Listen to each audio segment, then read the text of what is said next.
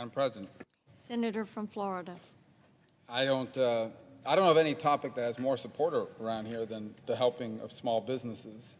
I think the biggest evidence of that is that every member of this body, I would venture to guess almost everyone, has at some point, gone back home and bragged about what we were able to achieve together in a bipartisan way. To remind everybody, this program has never existed before. It was put together in a bipartisan way with the ranking member, the senator from Maryland you just heard from. We worked on it, I think it was 6 or 7 days, and it wasn't a perfect program. And like anything new, this big, that fast, it had some hiccups. We worked in a bipartisan way with the administration to implement it. I'll say this without any reservation. It was by far the single most effective piece of that CARES package, and there isn't a day that goes by when I'm back in Florida or frankly anywhere in the country that I don't hear about it. I don't know anyone here who hasn't. Maybe you go, one of the most common themes when we go places is a small business owner that says PPP was a lifesaver. And then they ask, is there more on the way? Because we're still struggling. That it's a lifesaver is without question. I mean, I look at Florida, over 430,000 of these PPP loans, which really in most cases are going to end up being grants, were made. That was $32 billion of relief into our economy. The ranking member's home state, 87,000. I looked at some other states just quickly on the way over here. Iowa, 61,000. In North Carolina, 129,000 of these were made. Michigan, 128,000. Arizona, 85,000. Colorado, 109,000 of these made. Montana, 23,000. State of Maine, where Senator Collins was a key part of all this, 28,000. Georgia, neighboring Florida, 174,000. I could go on and on.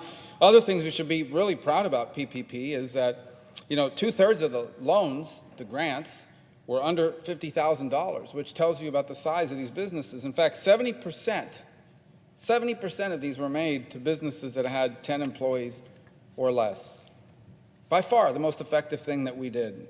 You can look at the jobs figures. I have this chart up here just to show it. I mean, this was PPP and small business employment. If you look at the precipitous drop-off into March, and then once PPP began to get dispersed, you see those numbers. As the dispersal goes up, the chart goes up. Now, perfect, no. Do we want it back up here? Of course. Are there businesses that didn't make it? Sadly, yes.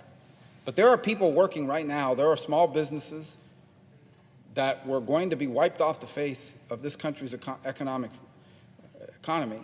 that are open to this day because of what we were able to do. But it expired, meaning you can only get it once. There was a date where it cut off. The ranking member wisely moved, and we all agreed and were able to extend it by another month to help people apply. But now you can't go back. So what do you do? Now you're a business or a restaurant, for example. You used PPP once, you've expended that money over 24 weeks, and now you're in the same boat or potentially in the same place you were back in March and April. Money's gone, customers aren't back yet, and you're about to close, and people are about to get laid off. So we need to do a second round. And there's a lot of other things we can do for small business. I agree with that wholeheartedly. But this is one that I think we have to do because there's tremendous agreement. And the reason why it's not happening is because number one, some people think it's leverage. Everyone likes PPP, so let's hold out on it. Let's not do it until it's part of a broader package of things unrelated to small business because it's so popular. It's the carrot that will bring everybody towards supporting the broader deal. That may have made sense back in May or June, but not now, not in October, not when we have long since expended the monies that these companies received, and now they're facing the same situation they were in back in March and early April. Now we have to do what we can. I don't think we can fall, unfortunately we have, but it's not very smart to fall into this habit of saying if we can't do everything, we shouldn't do anything. That's just across the board. There are a lot of other areas that we need to be provided COVID relief in. I agree with that, but we're not going to do it in 6 days. We should have done it a long time ago. It didn't come to that. But this is one piece that I think we could all agree on. And even for small businesses, and I only caught the tail end of what he was saying, the ranking member points to a lot of other things we could do to help small business. I agree with that. There are things beyond PPP that would help them. The fundamental challenge we have here is we have a limited amount of time to get this thing done. And I appreciate the idea that, well, the House already passed it. But the thing is that is not something that's going to become law. That's the reality. Just like there are things that we want on this side that are not going to become law, because to pass a law right now in Washington requires passage in a Senate with a Republican majority, but not 60 Republicans, so you need Democratic votes. You need that body to pass it. You need a democratically controlled House to pass it and a Republican president to sign it. That's just, basic math in terms of what it takes. That's just the basic outline of what it takes to turn whatever it is we're talking about here into a law and to actually help people. If you want to help people, we have got to figure out something that at least 60 people in the Senate, a majority in the House, will agree on and that the president will sign. And the one thing I know for sure that could get that, if we just had a straight up or down vote on it, is the notion of extending a second round of PPP assistance to a targeted number of small businesses. That's it. Now, is that everything I want to do? No, I want us to do more. And by the way, if we could figure something more to do in the meantime, that would be great. But this must happen. There's no way of explaining to people, well, hold on a second. Everybody agrees that we need to do more just to extend PPP. Well, why haven't you done it? And then you have to explain, well, because there was 9 other things we wanted to do for small business. But since we couldn't agree on those, we didn't do the one we agreed on. Or there was a bunch of other things, non-small business related, that we wanted to get done. And because those didn't happen, we're holding the whole thing up. People, they just don't understand. That doesn't make sense in the real world to anybody.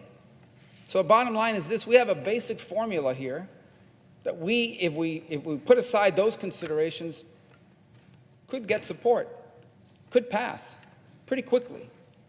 And the other issues, they're still going to be there, and we should do them too. But we shouldn't hold this up in order to do that. And that's what we're going to have a chance to do here in a few minutes. And if we don't, then we'll have to explain, all of us, explain to people why it is that this is being held up. And if you tell them it's because people want leverage for more stuff, they're not going to understand that. It's very simple. Anyone watching or anyone who watches this later, it's a very simple concept. We have before us right now the ability to help at the tune of close to $250 billion, millions of small business workers across this country and their employers, to keep them on payroll, to stay open for a few more months as we get through this pandemic. We have a chance to do it through a model that we know works, a model that was recently used, just re-upping that for a second round to a targeted number of small businesses under a certain number of employees facing certain revenue constraints. We even open it up, to some additional not-for-profits. We have a chance to do that. And then we've got all these other things that we should do as well. And we should do those too. But we shouldn't wait for those things to do this thing, to do this help right now. Because this is not theoretical. Right now, this very moment, there are thousands upon thousands of small businesses that are holding on a week-by-week basis. And whether or not they can survive isn't up to them. It's up to whether the local government allows them to open and at what capacity. It's up to whether their customers have the financial wherewithal to go back and visit or spend. It's businesses, we talked about restaurants, absolutely. And live venues, absolutely. And all those other places that have been hurt in hospitality, without a doubt. But other businesses are being hurt too. I know a dry cleaner in South Florida who's being hurt. You say, well, why? They're allowed to open. Well, because when people stopped working and going to certain places, they spent less money on dry cleaning. And now a place that had 8 employees has 6, and of the 6, 4 are only part-time. They have an opportunity, if they got PPP, to keep that workforce employed full-time. It would matter to those families. And we can do this. And doing it doesn't mean we don't do anything else. These other issues still have to be addressed. But let's at least do this. It isn't everything, but it's a lot, and it's something, and it will matter. And there's no reason not to do it. It will in no way keep us from doing the other things that need to be done. Again, just because we are not going to do everything in one shot should not mean that we don't do something. We have a chance to do something, and it's meaningful. And it's a model we know that works, and it's a model that we've all supported in the past. And it's one that I hope that in the next few minutes some people will change their minds on and support now. Because to not do something, it's inexplicable. It would make no sense to real people and in the real world who are just trying to hold on and can't figure out why it is we are here, and we can't do something to help them at their hour of most of highest need. Thank you. I yield the floor.